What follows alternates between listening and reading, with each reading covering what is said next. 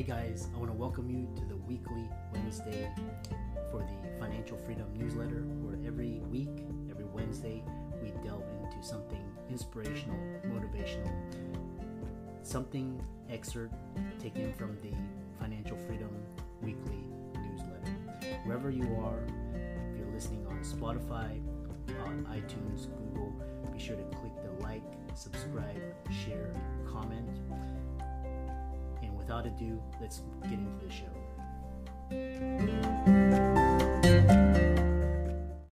At Capella University, you'll get support from people who care about your success. From before you enroll to after you graduate, pursue your goals knowing help is available when you need it. Imagine your future differently at capella.edu. Hey guys, welcome to this week's podcast episode for the Financial Freedom for Physicians podcast. I'm really excited about today's guest, Sam Moses. He is founder and CEO of Sockrates Custom Socks. But today's talk is going to be all about entrepreneurship, business ownership, customer service, marketing, the whole gamut. And we'll talk about why doctors need to think like business owners while retaining their physician skill set. So, Sam, welcome. Thanks for having me, Christopher. It's great to be here. Yeah. We connected through Podmatch, and so tell the audience, what your company does, how you got started, and we'll get into it. Sure. So I'm the founder of a company, Socrates Custom Socks. We produce custom socks for companies big and small all over the world. So imagine a company's going to a trade show or wants to give a sock away as a gift. They would come to us. We would design the socks. And then, 7 days later, through our 7-day process, the socks would be woven, packaged, and delivered to them. So it's a great giveaway. It's like a nice little gift. Everybody wears socks, everybody uses socks. They think about your brand. And it's relatively affordable. It's an affordable product that they can give away.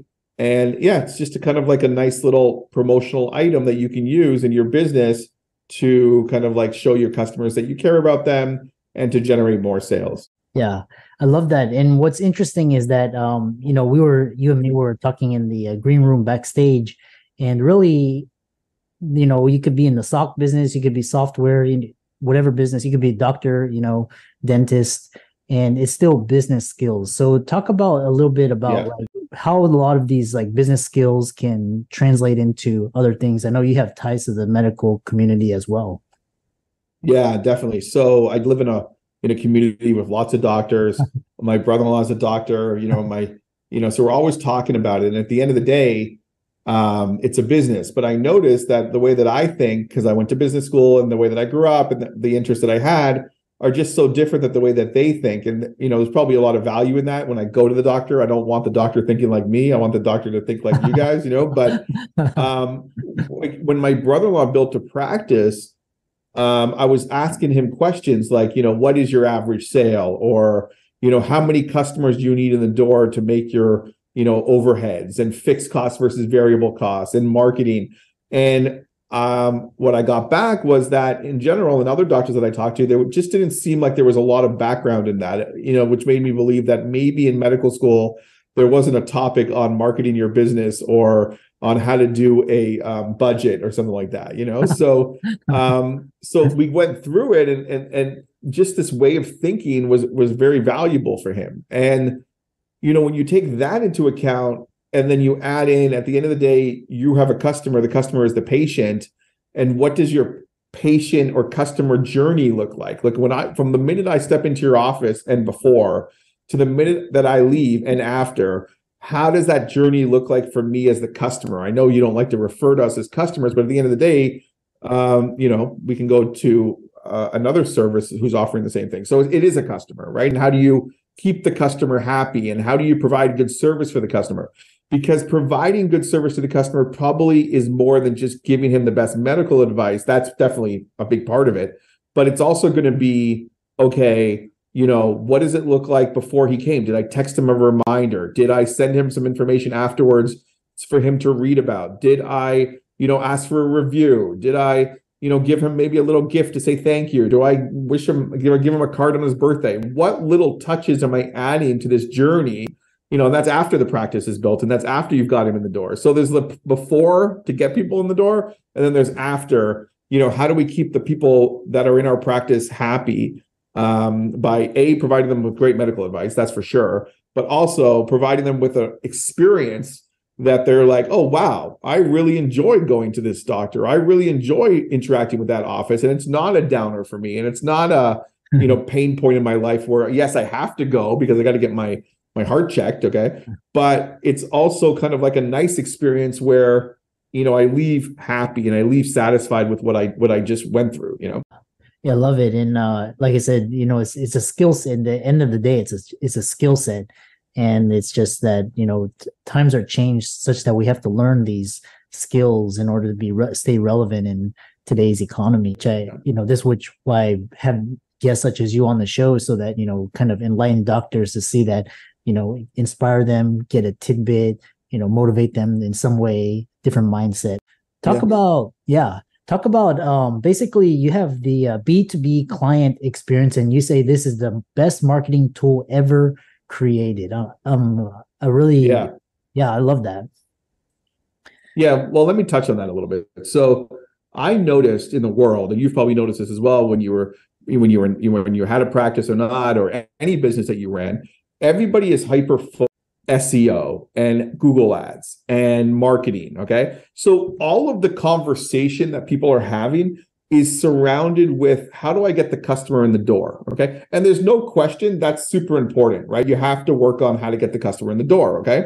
What I noticed when I started my business like 5 years ago, and I was in other businesses before, is that nobody, or not as many people, are obsessed with, okay, now that I have the customer in the door, okay, how do I kind of like maximize, again, the experience that they're having with my company and create revenue streams through the existing customer base and have reoccurring business? Because, it's a famous line, right? It's always harder to get the customer in than to keep the customer happy once you have the customer, right? It's easier to, once you have the customer, provide value and keep doing it. But it seems like that's not where the obsession is. The obsession is SEO and Google ads, and it's all about your next customer. And there's no question about it. We can agree that that's important, okay? But you've put all this work into getting the customer in the door, maybe put some work into keeping the customer at the door once they're there, So that's kind of like something that I obsess over. And in my company, everybody who works for me, we're very, very focused on, okay, this customer is interacting with us before the sale and after the sale. How do we keep them happy and get them reordering and get them engaged and keep them in our family in a way, Yeah. Yeah, I love that. You're describing the lifetime value, and like you were describing, it's like you put up all this work to acquiring it. So like, and that's a lot of work. So it takes less work to like kind of keep them and, market to them and keep them happy. Just provide them with value. Come up with, if you're a doctor, maybe send them some information of something they're interested in. Send them a reminder, send them a happy birthday, whatever you can do to interact with them. That's called a touch point, is important. When let's just say a doctor's practice or anybody else has 5,000 customers.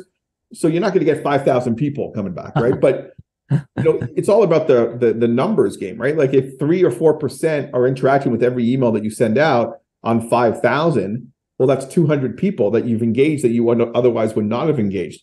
Now, let me go task you with going to get 200 new customers. Okay. That's not going to be easy, right? Yeah, talk about because you growing your base, and then you talk about touch points, and then connecting to a larger audience, but also keeping it niche, because they say the riches are in the niches, but you also want to grow. Yeah. We get a lot of people coming to us, and I get it all over the place, especially in my community. Again, the doctor community for sure. They come to me, they're like, Sam, I have a good idea for you. You're gonna sell socks to Costco, or you're gonna go to Walmart. Everybody has these ideas for me. And I'm like, I actually only do custom. And then they say, well, why don't you do, beanies? And I said, no, I only do socks. And they can't get over that. They're like, how do you only do that? And I'm like, well, you only do heart, like you've specialized yourself, right? So why can't you understand that I've specialized? So I like being kind of like really, really good at one thing, like really try to do as best as you can in one niche. And there's lots of business out there. We service customers all over the world. We have different types of socks. Okay. We have the dress, and we have different product lines within the socks. Okay. But overall, we're really, really focused on being experts in what we do. Okay. And then other people come to us for our expertise, as we're experts in this. Same thing as doctors, they're experts in their area, and they, use us within our expertise. So yeah, you're definitely right. I love niche. What's it called? Niching down or niching up? I forget. I think down, right? Niche down, and then you create value in your niche. And everybody's always everybody thinks the riches is in just offering more services. It's not actually true. You just want to go deeper and deeper and deeper into the service that you're offering to be really great at it, and just keep going. And then when it touches back to the client experience, if you're really good at it, you should be getting referrals. If you're not getting referrals, maybe you're not asking for it enough. Maybe you're not interacting enough, because customers should be saying to themselves, wow, I really like going to this doctor. I'm going to refer a friend. Or, I really like the experience that I had in this office. My wife has to go, I'll tell her. You should be getting referrals. It should be a no-brainer. You shouldn't only be getting referrals from other doctors. You should be getting referrals from other patients as well. I know doctors like to refer, and that's great. And I like that as well in my business, but it should be that really the patients are referring. That's the customer, You're raving fans, and I love that when that's the best validation is when customers go and tell other people about you, your product, your service. Right. That means you've done something right, for sure. Yeah. Talk about, increasing brand awareness in this age of social media, connecting with a larger audience. How are you doing it with your company? Yeah, no, that's the $1 million question, right? Like, everybody's talking about that. So you obviously have to be creating content really, really well over a long period of time. I found that none of these avenues are going to work overnight, right? Like Google ads and SEO and LinkedIn advertising, and not even LinkedIn advertising, but LinkedIn social media, Instagram, everything's going to take time to build, and you have to give it the right amount of time, and you have to give it a fair chance. I noticed that people, I've always spoken to them, they're like, oh, we tried SEO for 2 months and it didn't work. Well, SEO is a very long time game. Like, we were ranking on custom stocks. We were in the 40th position 2 years ago. We're up to number 9 or 8 right now. That takes time. That's 2 years of working very, very, very hard to get to number 9. And even then, that's not a given. In some fields, it might take 4 or 5 years, and you might not even get there, right? So you just gotta have to be diligent over a long period of time. Every day, one block. And then over time, these blocks will start adding up, and you'll start to actually see results. Another thing I noticed is people try to do too much too soon. So they're like Instagram, LinkedIn, SEO, Google, all at once, right? Like, there's no way to do that. You can't do everything all at once. Like, maybe start with one avenue, or maybe do a direct mail campaign, or maybe try to start with the referrals within other doctors. Start that, and then, send them a nice gift if, whatever's allowed. I know there's a lot of rules with that, but whatever's allowed, send them a nice gift, engage with your referral base, and try to get one referral extra doctor referring you a month, or every 2 weeks. So that's 2 a month, right? So you got 24 referrals every year. That's huge. Again, everybody's trying to go too wide. I would focus on that. I'd say, how do I get to 50 referral guys or women? I would say, okay, 2 a month for 2 years. I got 50, right? Like, that could be actually a very good start to your business. And then try Instagram, or then try LinkedIn. So I'd say start slow. And try to do things over a long period of time that will grow your business. Yeah, it sounds great, but then when you're first out of the gate and you have no customers, everybody's stressing out. But you kind of have to be patient, right? Yeah, no, a lot of people, they like you were talking about, just get really good at one, and then like next year increase distribution. Learn the different, like, as over time, as it's like you're building these digital media assets. Platform. Yeah, no, for sure. When you add, so you've built this really great company, you've scaled it, you've able to basically lifetime customer, you're able to market it. When talking about the nuts and bolts, when you're working with employee, improving efficiency, time management, what are your key takeaways with being a CEO or founder? Tell us more. Yes, sure. Well, when we started this company 4 years ago, 4.5 years ago, we were doing about 10 orders a month. We were sourcing deals from Google ads mostly, trying to get some quick sales through Google ads like that. And we had systems in place for 10 orders a month, right? And that system was, say, you had an Airtable or you had a Google Sheet or something that was so basic that could run, because 10 orders a month is not that much. It's still not that easy, but it's still not that much where a Google Sheet or an Airtable can't handle it. I'm not using a paper and pen, right? Like I still got some technology involved.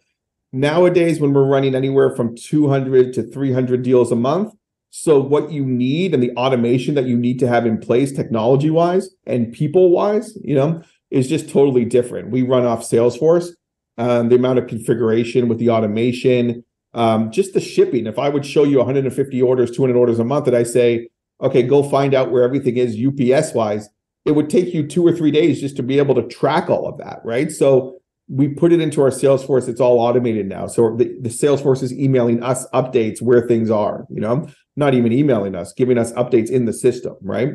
Yeah. From a people perspective, you're going to have to let go a little bit. Like in the beginning, I was doing everything on my own with one other designer who's now my VP, number 2 in the company. And we realized like there was one November when like we got hit really hard with orders. And it was just like ruined our year because we were so tired and we couldn't, you're just called burnt out, right? You just can't do everything. So now we got a team of 12 to 13 people that work full time in the business. And it's still very hectic, but at least everybody has their role and you got to trust them in their role.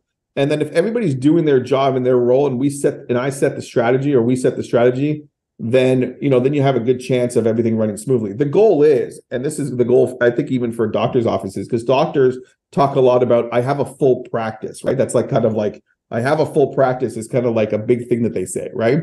Yeah. My question is, you have a full practice, that's good, but is everybody getting the same experience and the same quality of experience as if you didn't have a full practice? It's only good to have a full practice if you're getting good service to everybody. Otherwise, having a full practice is actually a negative, right? Because you're not giving that same experience. So I tell everybody, whether we're doing 1 order a month, and hopefully that doesn't happen, but whether we're doing 1 order a month, okay, or whether we're doing 300-400 orders a month, every client on an individual level has to have the same experience, which is a good one, okay? So that all of the systems that we build all around that, how do we have a great experience?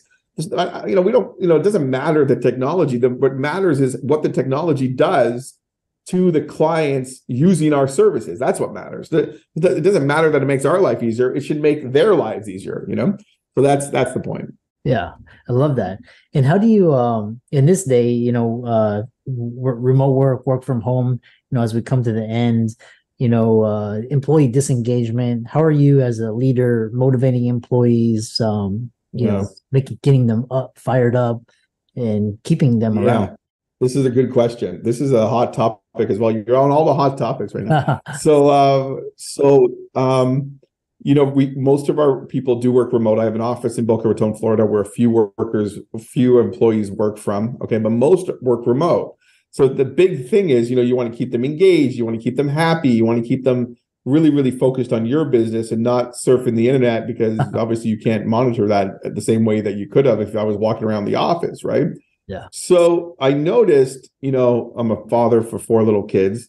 And I noticed when I tell my kids to do something like, do your homework or work hard, you could say that all day, right? But at the end of the day, what do they respond to? They respond to doing things that you do and you show by example, right?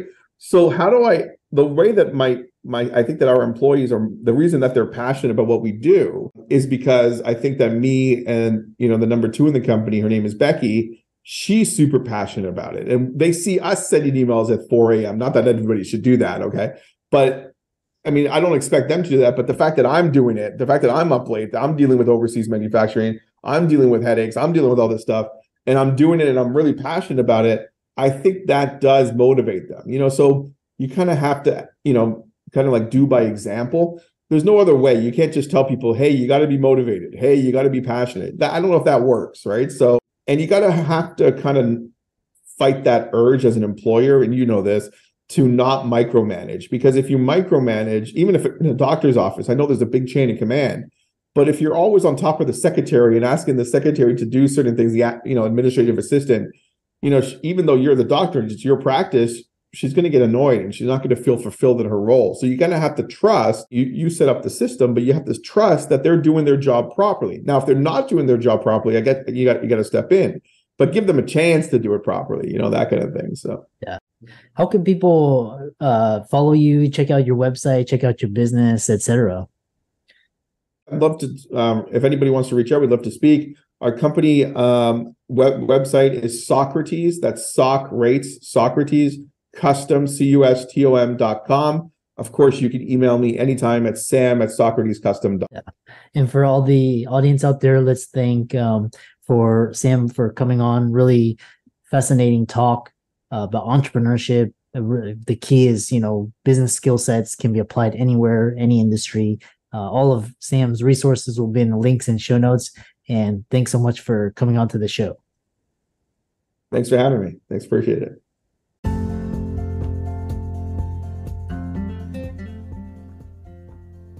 I hope you really enjoyed that wonderful, inspirational, motivational piece. Again, wherever you are listening, if you liked it, be sure to like, comment, share, subscribe. We're on everywhere: Spotify, iTunes, Google, Amazon, Audible. And without much ado, be sure to thank this show's sponsors, and we'll see you next week.